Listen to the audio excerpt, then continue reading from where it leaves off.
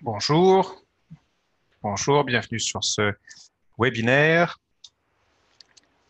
Nous attendons encore quelques secondes que les derniers inscrits se joignent à nous.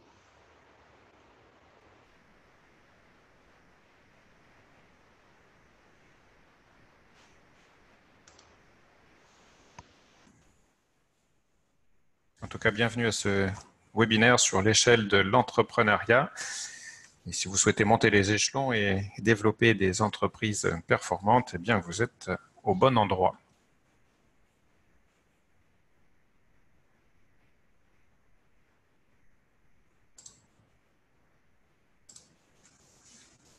Alors, je vous propose de démarrer. Moi, je suis Jimmy Beto. Je forme les dirigeants sur l'entreprise et son développement pérenne. Et je le fais bien de différentes manières à travers des formations, des accompagnements, le plus souvent individuels, mais également collectifs régulièrement. Donc, si vous voulez vous libérer du temps, améliorer vos revenus ou développer des équipes performantes et autonomes, eh bien, vous pourrez faire appel à mes services. Ce sont les trois grands sujets que je traite classiquement avec mes clients. En tout cas, bienvenue à vous pour cette session. Je vais rebasculer sur le titre.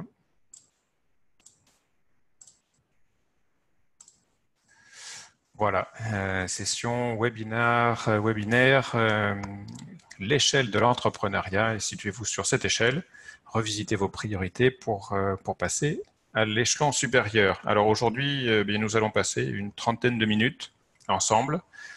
Et l'idée, c'est que vous puissiez profiter de la présentation en étant connecté également pour poser vos questions à travers le chat, si vous le souhaitez. Donc, vous pouvez intervenir quand vous le voulez. Et faites en sorte de rendre votre temps le plus productif possible et surtout d'en tirer bien des enseignements pour vous, pour que ça puisse vous être utile. Le webinaire porte aujourd'hui donc sur cette échelle de l'entrepreneuriat.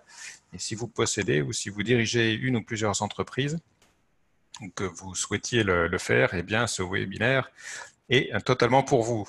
Alors souvent, je rencontre des gens qui pensent avoir une entreprise. Je ne sais pas si c'est le cas pour vous, mais les gens que je rencontre qui pensent avoir une entreprise, eh bien, très souvent se trompent. Alors, je m'explique.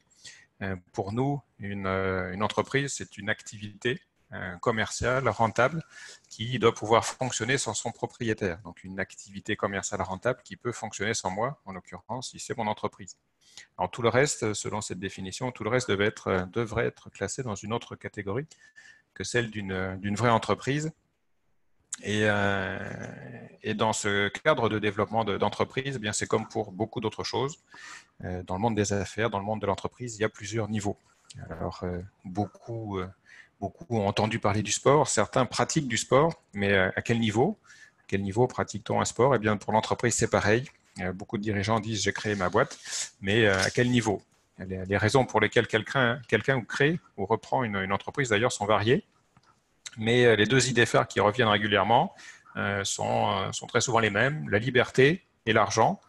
En gros, la liberté de faire selon notre propre opinion, notre propre vision, ce qu'on veut faire, quand on veut faire, loin des ordres intempestifs. Il y a cette notion souvent d'en avoir un petit peu marre de répondre aux ordres d'autrui alors que soi-même, on voit très bien comment il faudrait faire. Donc cette notion de liberté est un des axes importants pour une partie de ceux qui créent leur entreprise. Le deuxième axe, c'est l'argent. Hein. Pourquoi travailler autant pour quelqu'un d'autre alors qu'on pourrait travailler pour soi et puis garder le revenu qu'on génère grâce à notre travail. Alors malheureusement, avoir son entreprise, ça ne rend pas forcément ni plus riche ni plus libre. C'est comme pratiquer un sport, ça ne suffit pas pour prétendre pouvoir participer aux Jeux Olympiques. Il y a des règles, il y a des techniques, il y a des compétences à acquérir, il y a plein d'autres choses à suivre pour construire une vraie entreprise, réaliser son objectif initial et construire sa santé financière, parce qu'il est question de ça également. Alors, vous savez sûrement que j'essaye de basculer sur la vidéo. Vous savez sûrement que 4 entreprises sur 5, voilà, c'est ici, voilà. Vous savez sûrement que 4 entreprises sur 5 eh bien, ferment dans les 3 à 5 premières années de leur création. Après leur création, ça fait quand même beaucoup, 80%, 80% des entreprises font faillite après avoir été créées. Alors voilà, elles ne ferment pas parce que le dirigeant avait décidé de les fermer. Elles ne ferment pas parce que le dirigeant ne travaillait pas. Souvent, les dirigeants travaillent dur les premières années et puis le reste aussi. Travaillent très très dur, passent des petites nuits. Non, souvent les entreprises ferment parce que les dirigeants ne savaient pas quoi faire et surtout ne savaient pas comment le faire. Et globalement, eh bien, ce qu'il y a à faire, les missions du dirigeant vont dépendre aussi de l'échelon sur lequel il se situe. Et pour sortir de cette situation, eh bien, je pense que la plupart des entreprises se retrouvent coincées sur l'échelon numéro 2 de l'entreprise et puis passer un petit tour ou s'arrêter un petit peu sur les statistiques nationales permet de comprendre un petit peu quel est cet échelon numéro 2. Alors, voilà, si on regarde en Occitanie, d'après l'INSEE, en 2014, donc ça date un petit peu, mais je pense que les chiffres sont toujours les mêmes. En 2014, il y avait 428 704 entreprises en Occitanie, donc plus de 400 000 entreprises. Et sur ces 400 000 entreprises, il y a à peu près 21 000 seulement qui avaient plus de 10 salariés ou plus. Donc ça fait 80-95% des entreprises qui ont moins de 10 salariés. Ils ont moins de 10 salariés. Et en fait, la structure des entreprises est même plus petite que ça, puisque la plupart des entreprises ont moins de 5 salariés. 91% ont moins de 5 salariés en Occitanie. En Nouvelle-Aquitaine, on est sur 90% des entreprises qui ont moins de 5 salariés. Alors, ça veut dire, si on additionne les 80% qui ferment dans les 5 ans et 90% qui restent à moins de 5 salariés, c'est-à-dire que 98% des entreprises font faillite ou restent bloquées à moins de 5 salariés, pardon. 98% des entreprises restent bloquées à ce niveau-là lorsqu'elles ne font pas faillite. Alors, mon objectif, eh bien, au cours de ce webinaire, c'est de vous présenter cette échelle de l'entrepreneuriat, surtout comment elle est liée au développement de l'entreprise. Développer et faire grandir son entreprise suppose de gravir cette échelle et d'acquérir les compétences propres à chaque niveau et d'acquérir les compétences nécessaires pour que l'entreprise fonctionne sans que son dirigeant n'ait à éteindre les incendies à tout bout de champ, voire même à travailler plus de 50 heures par semaine. Si ça évoque une situation familière pour vous, eh bien, là encore, parcourez cette échelle avec nous et vous verrez un certain nombre d'éléments qui, j'espère, vous aideront à sortir de ces situations. Mais avant d'aller jusque-là, j'aimerais remarquer quelque chose. J'aimerais remarquer à quel point la situation déforme la réalité. Elle peut nous amener à confondre la statistique et la norme. Je m'explique. Lorsqu'on regarde autour de nous, on peut se dire, en fait, la quasi-totalité des entreprises ont moins de salariés. Donc, en gros, il n'est pas possible d'avoir une entreprise de plus de 5 salariés. Il n'est pas possible d'avoir une entreprise de plus de 20 salariés. On peut aussi se dire, quand on rencontre quelqu'un qui a une entreprise de 20 ou 30 collaborateurs, waouh, c'est un génie, c'est un surhomme, mais c'est vraiment une grosse boîte. Or, 30, permettez-moi de vous dire, mais c'est quand même beaucoup plus proche de 3 que de 3000. Donc, en gros, il n'y a pas d'écart énorme entre une entreprise de 3 et une entreprise de 30. Il y a pourtant un certain nombre de petites choses qui font que certaines personnes restent coincées à moins de 5 et puis d'autres arrivent à passer le cap des 10, 15, 20 ou 30 collaborateurs.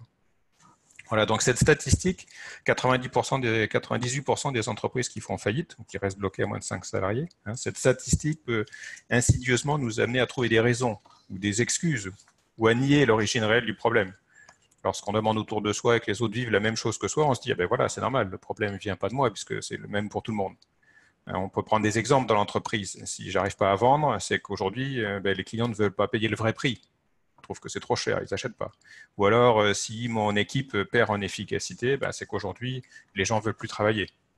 Mais encore, si je n'ai pas de trésorerie, c'est que l'État m'asphyxie avec ses taxes et ses impôts. Enfin bon, je n'ai pas besoin d'allonger la liste, vous avez compris le principe. Ceux qui échouent ont toujours une foule d'excuses ou de raisons à leur disposition pour justifier leurs échecs. Ce faisant, ça ne les aide pas à réussir. Alors, donc, voici une des premières choses que je vous invite à retenir. Pour réussir, il ne faut pas trouver des excuses, mais il faut trouver des solutions. Et pour trouver des solutions, eh bien, il ne faut pas se positionner en tant que victime. Pour trouver des solutions, il faut se positionner en tant qu'acteur. Il faut trouver notre part de responsabilité dans ce qui se passe, dans ce qui nous arrive, et il faut envisager ce qu'il faut faire pour pouvoir changer la situation. Alors, quand je dis part de responsabilité, ça ne veut pas dire qu'on est fautif. Il y a des fois, on n'a peut-être pas déclenché la situation dans laquelle on est, tout au moins pas consciemment. Donc, voilà, la responsabilité, c'est pas la faute. Hein. C'est quelle est la part d'action que moi je peux conduire à l'intérieur de la situation pour pouvoir la changer. Et si on se positionne comme ça, comme acteur, au lieu d'être positionné en victime, eh bien, on va pouvoir envisager les choses différemment. Alors, je reprends les exemples d'avant sur les ventes et la trésorerie. Donc, on peut dire, si je n'arrive pas à vendre, c'est que mon approche commerciale n'est plus adaptée. Et donc, je dois renforcer mes compétences en vente. Voilà, donc ça, c'est une façon de se situer et de se positionner en acteur. On peut dire aussi, si mon équipe perd en efficacité, c'est qu'elle n'a pas saisi tous les enjeux. Alors, je dois changer ma communication. Je dois développer mes compétences en management. Voilà, donc encore une autre fois, une autre façon de voir la situation et de se positionner. Et après, sur la trésorerie, eh bien, si je n'ai pas de trésorerie, c'est que je n'ai pas bien calculé mes marges ou je n'ai pas bien anticipé mes dépenses. Enfin, en gros, je dois approfondir ce sujet financier. Donc voilà, donc, la voie du succès, c'est sortir de cette situation où les statistiques peuvent nous amener à trouver des reproches ou à trouver des excuses ou faire des reproches. Alors qu'au contraire, pour prendre cette voie du succès, eh bien, il faut aller du côté de l'implication, de l'appropriation et de la responsabilisation. Alors, si je prends l'exemple d'un de mes tout premiers clients en 2011, il était dans le secteur du bâtiment, et vous savez qu'en 2011, eh bien, c'était un peu la pleine crise du secteur immobilier. La vague faisait ravage dans ce domaine d'activité, et mon client, qui n'était pas encore client d'ailleurs, eh bien, il me dit à ce moment-là, bon, de toute façon, ce ne sera pas possible de développer les ventes, parce que quand je discute avec mes confrères, ils sont tous dans la même situation, tout le monde est à court de chantier.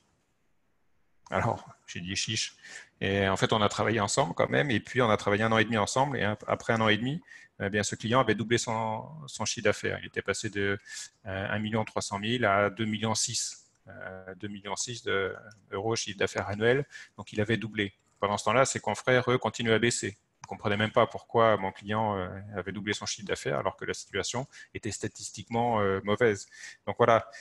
Il venait lui demander d'ailleurs s'il n'avait pas du travail à leur fournir en sous-traitance parce qu'eux-mêmes étaient désœuvrés. Donc tout ça pour dire que les dirigeants qui réussissent sont ceux qui refusent la fatalité. Ils prennent leurs responsabilités à bras le corps, ils engagent les changements dès qu'ils sont pertinents. Et si vous-même vous voulez des résultats différents, eh bien il y a très probablement des choses qu'il va falloir changer. Vous devrez très probablement engager des changements importants. Et c'est le but de l'échelle de l'entrepreneuriat, c'est de montrer à quel endroit ou à quels endroits peut-être, eh bien vous allez devoir utilement engager des changements. Alors voilà, c'est pas une voie de référence, hein, c'est plutôt un outil de réflexion qui est là pour vous aider à comprendre là où vous en êtes et puis voilà, à anticiper ou à envisager les changements éventuels à opérer pour pouvoir aller là où vous voulez aller. Alors commençons. Au tout début de l'échelle de l'entrepreneuriat, on peut dire qu'il y a le niveau -1, qui est celui de l'écolier. Alors devenir un vrai développeur d'entreprise demande du temps et ça commence tôt dans le processus, dans le parcours. Devenir un vrai développeur d'entreprise consiste à savoir construire des entreprises qui peuvent fonctionner sans nous. Ça commence à l'école, même si ce n'est pas ce qu'on y apprend du tout. On n'apprend pas à construire des entreprises à l'école, on apprend un métier. Mais ceci dit, ça commence là, puisque le métier, c'est la base du démarrage, du début de l'entreprise. Alors, on comprend bien sur les filières techniques, hein, comme les CAP, les BEP, des bacs pro, des BTS ou des DUT, on comprend bien que l'école forme clairement à un métier. Mais en fait, toutes les filières forment un métier, qu'on soit après sur des filières plus scientifiques, on peut être professeur, on peut être chercheur, on peut être ingénieur, on peut faire tout un tas de choses. Donc, les fonctions transversales peuvent augmenter au fur et à mesure que le nombre d'années d'études s'élève. Mais ceci dit, on est toujours formé à faire un métier. Et on remarquera au passage bien qu'être écolier, être étudiant, se former, ça coûte de l'argent. Et souvent, c'est bien sûr un investissement pour l'avenir. Si on va à l'école, c'est dans le but d'apprendre un métier. Si on souhaite apprendre un métier, c'est dans le but de gagner un salaire. Donc, quelque part, on a cette notion d'investissement à travers l'apprentissage. Et une fois qu'on a quitté ce niveau -1 de l'échelle de l'entrepreneuriat et qu'on a appris un métier, tout au moins qu'on pense l'avoir appris, parce que le plus gros reste peut-être à venir et peut-être devant nous, eh bien, on va pouvoir passer à l'échelon au niveau 0 de l'échelle de l'entrepreneuriat, qui est celui de l'employé. Alors, l'employé, son but, sa mission à lui, c'est d'exercer son métier, son activité, qu'il soit maçon, qu'il soit secrétaire, qu'il soit vendeur, il va réaliser une activité technique relativement circonscrite. Voilà, ça lui garantit un revenu, ça lui assure un certain niveau de sécurité, surtout lorsqu'il est dans une entreprise fiable, avec un contrat à durée indéterminée. Mais ça n'assure pas forcément sa santé financière. S'il arrête de travailler, eh bien, il perd son revenu, il arrête de recevoir de l'argent aussi. Donc voilà, la limite, elle va se situer là au niveau de l'employé. On troque son temps contre de l'argent. Alors, être employé, ça permet de vivre au quotidien, voire même seulement, et de plus en plus, de rembourser d'ailleurs les frais liés aux études faites précédemment. Et sur ce point, un point de vigilance se dessine. Il faut distinguer ce qui va être dépense et ce qui va être investissement. Et globalement, en tant qu'employé, il peut être important de commencer à économiser, c'est-à-dire garder une partie de son salaire, le mettre de côté pour pouvoir être en mesure d'investir d'une manière ou d'une autre pour le développement justement de sa sécurité financière ou de sa santé financière ultérieure. Alors, quel est l'intérêt d'être à ce niveau zéro de l'échelle de l'entrepreneuriat? Quel est l'intérêt principal d'être employé? Eh bien, c'est d'apprendre à devenir chef d'entreprise. Ça peut paraître paradoxal, mais un des intérêts majeurs, eh bien, c'est d'apprendre à pouvoir se mettre à son compte et puis à gravir les échelons qu'on va voir. Comment? Eh bien, en diversifiant son activité en tant que salarié, afin de toucher au plus de domaines possibles dans l'entreprise. L'idée, c'est que plus on va réaliser des tâches qui sont différentes, plus on va toucher à des secteurs d'activité qui sont différents dans l'entreprise, et plus on va monter son niveau de connaissance et son niveau de compétence. Et ça permet de ne pas se scléroser dans une activité identique pendant de longues années à toujours faire la même chose. Voilà, quand j'entends certaines personnes qui me disent ah, « vous savez, moi ça fait 20 ans que je fais ce métier, on ne va pas m'en apprendre ». Oui, ça fait peut-être 20 ans que vous faites ce métier, ou plutôt ça fait 20 fois que vous répétez une année d'expérience dans ce métier. Qu'est-ce que vous avez appris d'autre? Donc voilà, attention à pas se scléroser dans son activité, et dès lors qu'on est employé, veiller à varier les expériences justement pour pouvoir comprendre le plus de domaines possibles au sein de l'entreprise et comment ça fonctionne.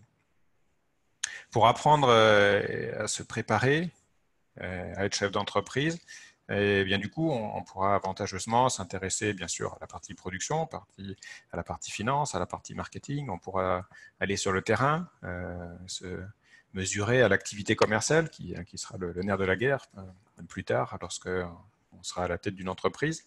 En fait, en tant qu'employé, plus vous travaillerez sur des sujets différents, plus vous enrichirez votre parcours et vous vous préparez à comprendre les enjeux de toutes les parties de l'entreprise.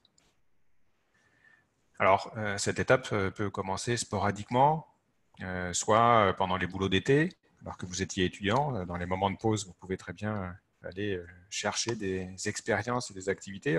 Ça apporte un complément de revenu, bien sûr, qui est toujours appréciable, mais ça permet aussi de toucher à plein de sujets qu'on ne touchera pas forcément par la suite en fonction des études qu'on fait.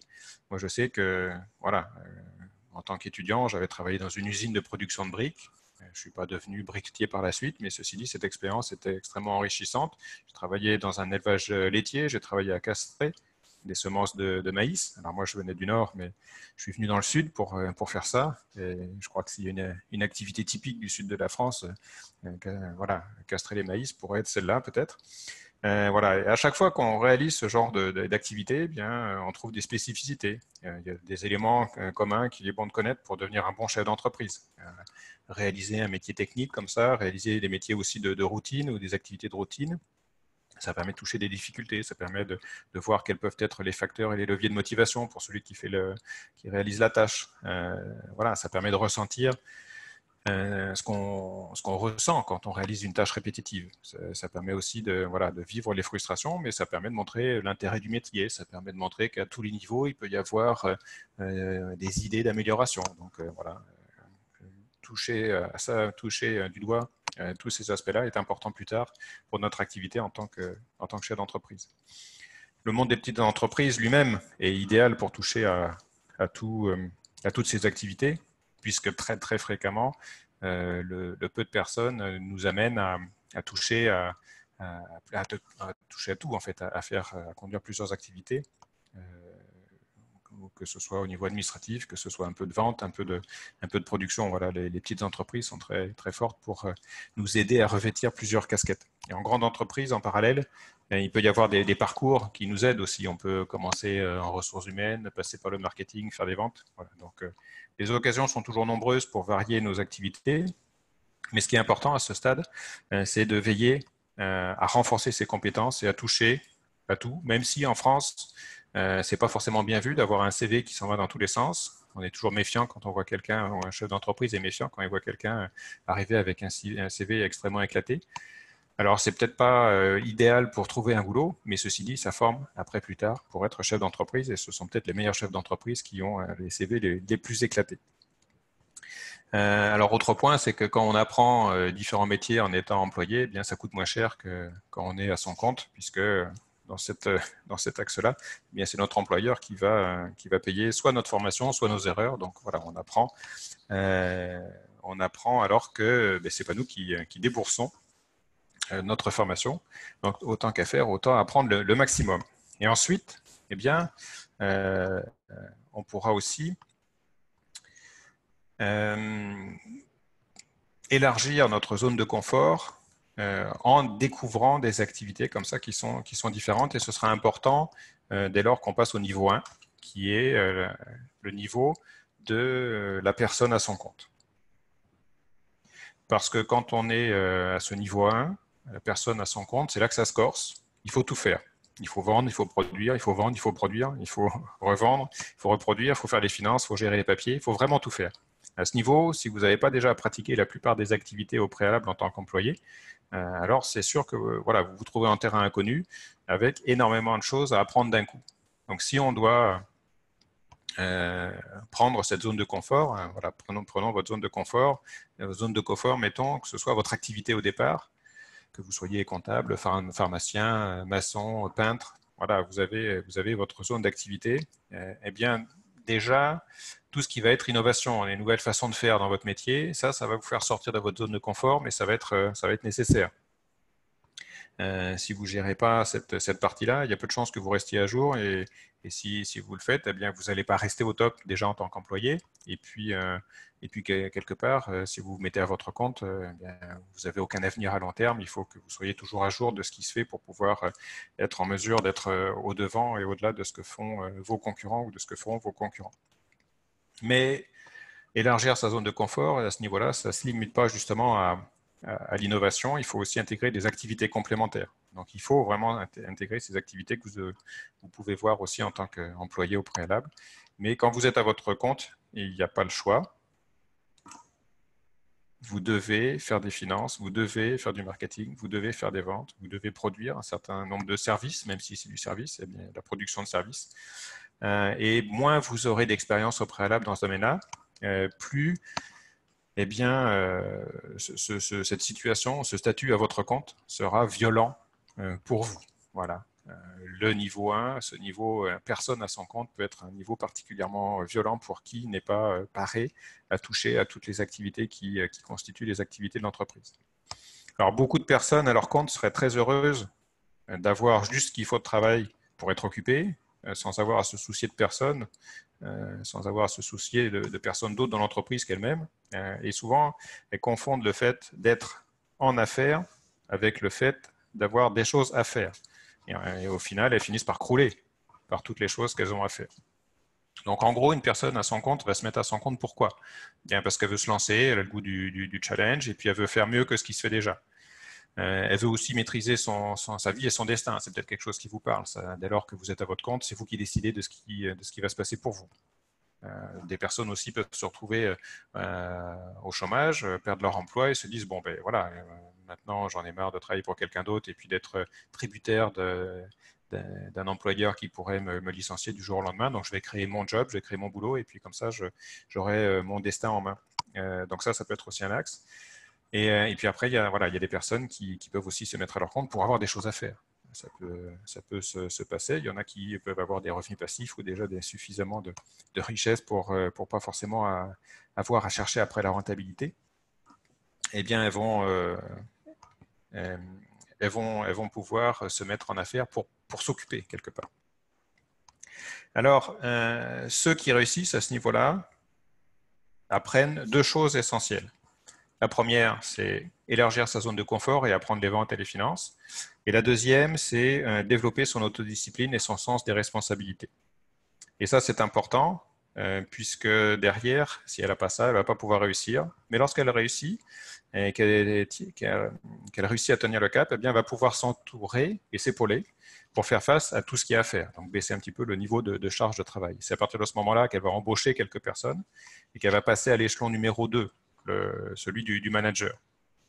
Le manager est celui qui a commencé à embaucher 1, 2, 3, 4, 5 personnes. Voilà, on avait déjà évoqué. Ça correspond à la plupart des situations des entreprises dans le sud-ouest ou voire même en France.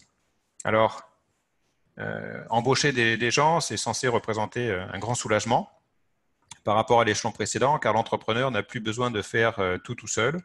Et c'est là qu'il se rend compte que, eh bien, au lieu d'être seul à faire des erreurs, il est désormais plusieurs. Il se trouve plusieurs à faire des erreurs. Donc, en fait, si vous pensiez, en vous plaçant en tant que manager, que ça allait être plus facile, eh bien, il se peut que vous observiez qu'au contraire, ça devienne plus difficile. Pourquoi? Ben, souvent, les managers sont tellement sortis de leur zone de confort en tant que personne à leur compte qu'elles pensent avoir envisagé la globalité des sujets de l'entreprise. Or, lorsqu'on est plusieurs dans une boîte, eh bien, les choses deviennent rapidement plus complexes. Il y a des nouvelles activités que vous n'aviez pas forcément pratiquées au préalable.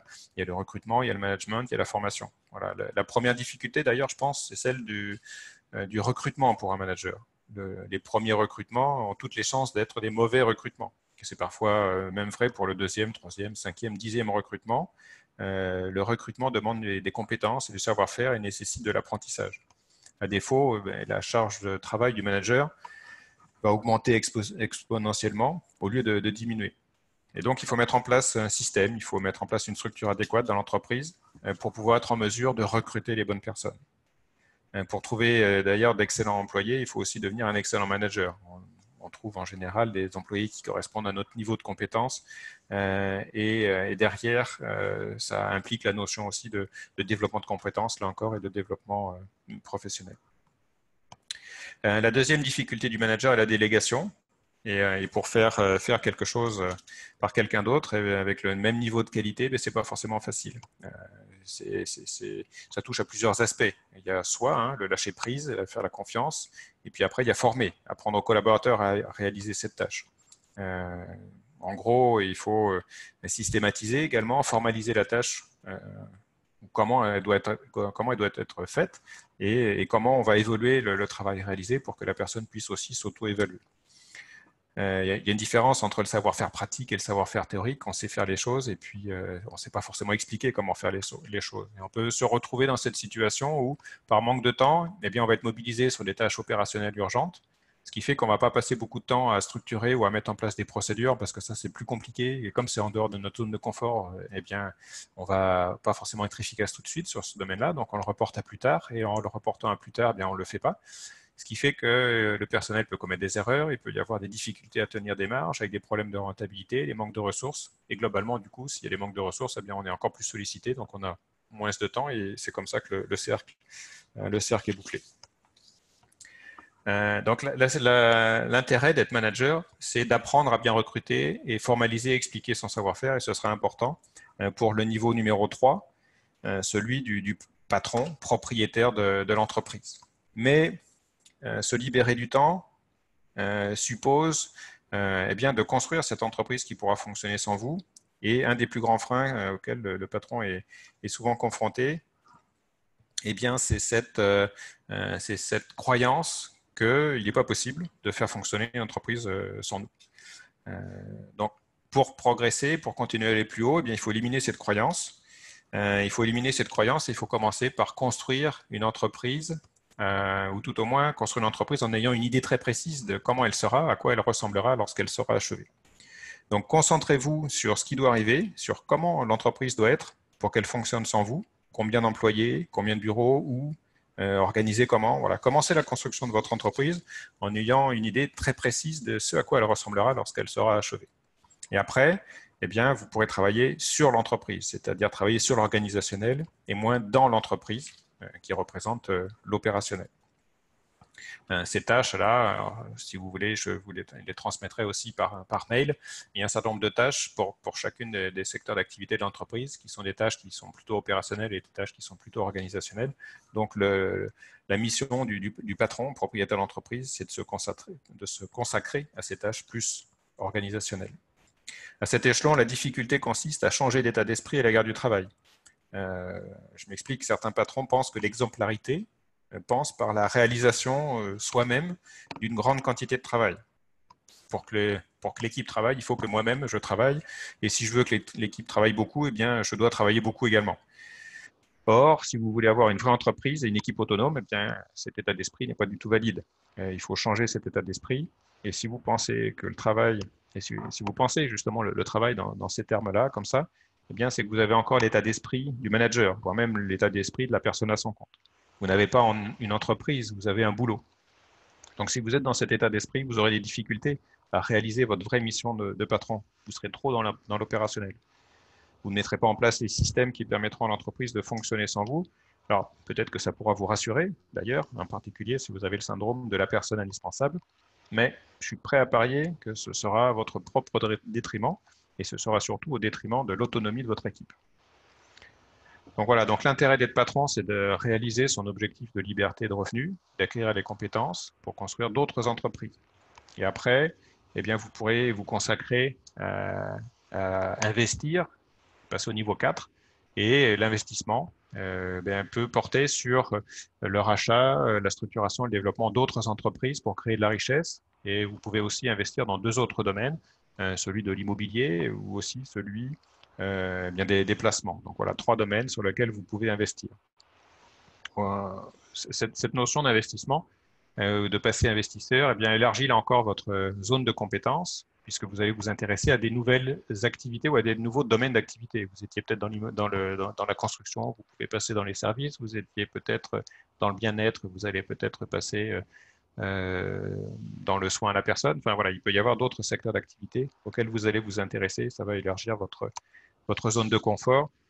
Et derrière, vous pourrez passer à l'échelon numéro 5, qui est celui du développeur d'entreprise. Et le développeur d'entreprise lève des fonds, repère des idées géniales et aide les autres à concrétiser leurs idées géniales en développant des entreprises incroyables. Et là-dessus, bien la mission du développeur, c'est de lever des fonds et de trouver ses capitaux externes et ses idées pour pouvoir développer des entreprises. Alors, ça pourrait être la conclusion de ce webinaire. Quel est le point commun entre tous ces échelons? Globalement, le point commun, c'est le nécessaire apprentissage à chaque niveau. Ce n'est pas tant les thèmes qui changent radicalement, mais c'est notre niveau de connaissance et ce qu'on réalise à chaque niveau qui évolue. Lorsqu'on est étudiant, bien sûr, on passe une grosse partie de son temps à apprendre, mais ça doit perdurer par la suite. Et au fur et à mesure qu'on gravit les échelons, on bascule de l'opérationnel vers l'organisationnel. On s'oriente plus vers l'humain et le management que la production. On passe du métier à l'organisation et à la gestion financière. Voilà. Mais, quel que soit l'échelon, l'apprentissage et le développement des connaissances sont incontournables. Alors, quel que soit votre niveau, visez haut, formez-vous, toujours et encore, que ce soit pour monter à l'échelon supérieur ou pour mieux vivre votre échelon actuel. Voilà pour aujourd'hui. J'espère que ce webinaire a pu vous inspirer. Hop, vous avez peut-être des questions.